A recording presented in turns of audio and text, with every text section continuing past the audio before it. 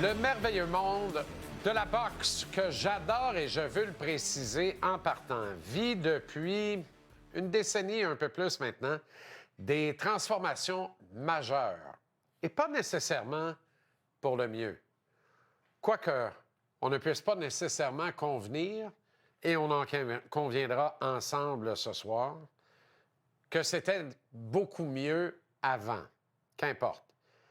Le noble art a perdu de son lustre peu à peu, alors que cette industrie fut longtemps dominée par quelques gros diffuseurs, voire promoteurs nord-américains, certains sans scrupules.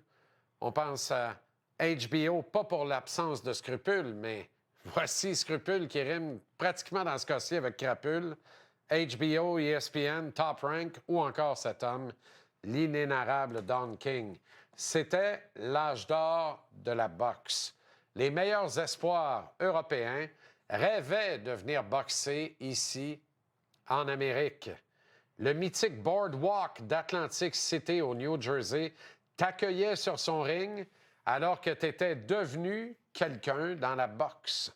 Tu faisais les frais d'un des 3 combats principaux d'une grande soirée au MGM Grand de Las Vegas, alors c'était la consécration. Puis, il y eut la venue, en grande pompe, il faut bien le dire, du fantôme Al Haymon de Premier Boxing Championship. Cet obscur personnage de l'ombre, avare de ses apparitions publiques, a notamment décidé qu'un annonceur maison était superflu sur un ring. C'est lui qui a pensé à ça. Haymon devait révolutionner la boxe à l'échelle planétaire. Cette tentative de prise de contrôle, rien de moins, de toute une industrie, ce coup de force, supporté par un puits sans fond de capitaux, a échoué. La résistance s'est organisée. Top Rank Boxing et Golden Boy Promotion ont au fait de s'adresser aux tribunaux en invoquant le Muhammad Ali Reform Act, selon lequel un manager de boxe ne peut pas aussi servir en qualité de promoteur de boxe. Haymon existe toujours et encore, mais disons qu'il a revu sa stratégie de mise à mort de toute compétition sur le territoire mondial. Non sans avoir permis des années fastes, c'est vrai, notamment au promoteur québécois Yvon Michel, largement beurré par Haymon afin de promouvoir certaines de ses cartes. Un boxeur comme Adonis Superman Stevenson, qui a miraculeusement survécu à une attaque meurtrière de l'Ukrainien Alexander Gobzik sur le ring du Centre Vidéotron à Québec en décembre 2018, a fait fortune en bénéficiant des bourses hors normes offertes par Premier Boxing Championship. Et là, j'ai bien peur qu'il ne reste que très peu de ces juteux revenus dans les comptes d'Adonis. Karma, karma, karma, diront certains. À l'œil, il était évident que l'entreprise d'Al Haymon, dans sa forme originale, était vouée à l'échec. Les vieux sages ont toujours soutenu qu'une compétition, peu en importe sa forme, était saine. L'arrivée des Nordiques a permis une rapide sortie de marasme du Canadien au début des années 80. Qui a gagné? Le Partisan. L'arrivée de TVA Sport a forcé RDS à investir dans son offre de contenu. Les consommateurs abonnés des 2 chaînes ont été mieux servis et le sont encore davantage aujourd'hui. Je m'explique très mal que des hommes d'affaires aguerris ne tentent pas de créer une alliance québécoise de la boxe professionnelle. Les magnats d'Arabie Saoudite ne sont plus une lubie. Ils sont des nouveaux Al Haymon. Ils sont les dominants, ceux qui ont le pouvoir d'offrir les meilleures bourses. Ils font travailler les boxeurs dans les meilleures conditions de l'histoire à ce jour.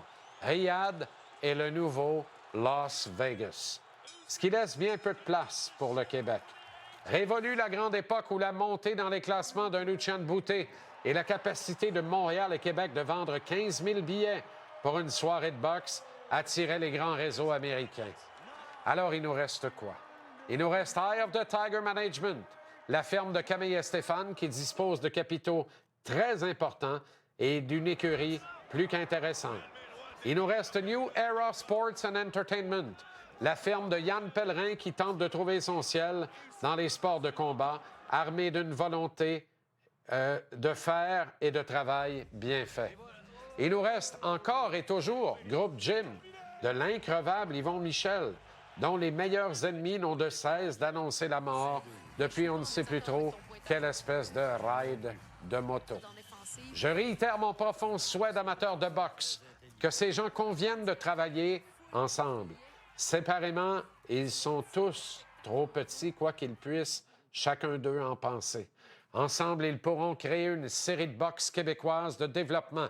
Celle-ci pourrait offrir 26 cartes par année dans le réseau des casinos, 6 galas intermédiaires dans des arénas de hockey junior et 4 grands événements, 2 au Centre Vidéotron, 2 à la Place Belle et ou Centre Bell à Laval et ou Montréal. Surtout, ces grands événements ne se chevaucheraient plus ou se succéderaient moins un soir donné et le lendemain. C'est une hérésie.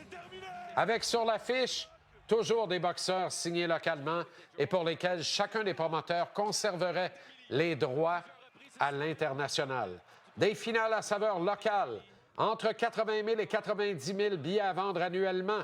Une entreprise locale structurée, encadrée, qui ferait l'envie des diffuseurs traditionnels de chez nous, autant que des plateformes alternatives naissantes. Une opportunité formidable de venir s'entraîner et se développer ici au Québec pour les prochains Lucian Boutet de la Terre qui rêvent depuis la Roumanie ou ailleurs de devenir champion du monde.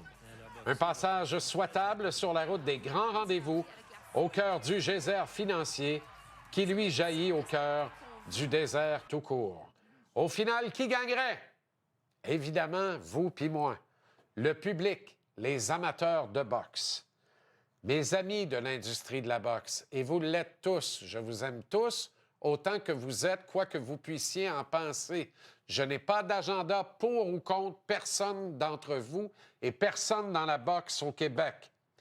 Mais vous, les décideurs de la boxe au Québec, est-ce que vous avez oublié le public dans vos guéguerres intestines?